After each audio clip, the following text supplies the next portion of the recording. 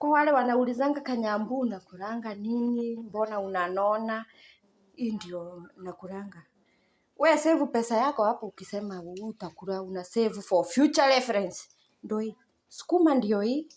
Sukuma ndio hii. Kwa wale wanaulizanga kama huko majuu kuna sukuma, ndio hii sukuma. Kabanchi kamoja ni 5 riyal. As you can see.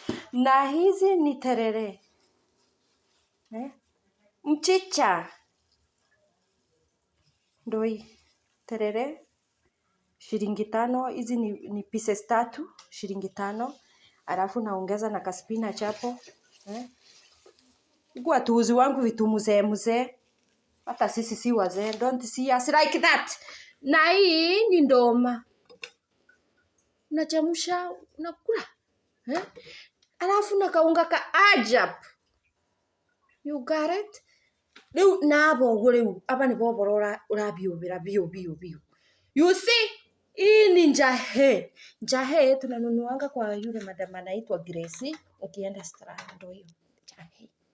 Sasa nichemshe, nipike kagitheri mukimo. Mimi kama Mkikuyu lazima tuchemshe gathufu. Na ndio hiyo ndoma na ndizi. Okay? Na katakata.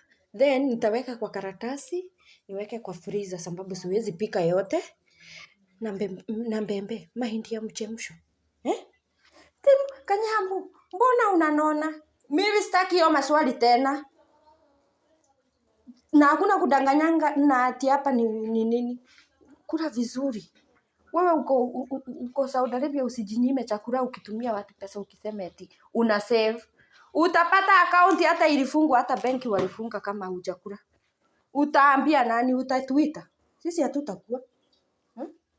Sasa kaunga ka ajabu ndiko waka. Hata kabagara zinakuanga okay. Na hiyo ndio recipe. Sasa nataka nikatakate hizi sababu siwezi kula na siku moja. Then niweke kwa freezer sababu ya siku ingine. Nachanganya sukuma, spinach na terere. Lakini hiyo budget imeweza. Na ndoma, in fact ndoma ni mzuri. Ndoma ni zile nzuri. Kama za yule shosho yetu, shosho vintage. Mashallah. Siku ingine mtu asiniulize Nyambu mbona unanona. Nanona sababu ya kukula vizuri. Na makai. Siku hizi hata shingo inapotea.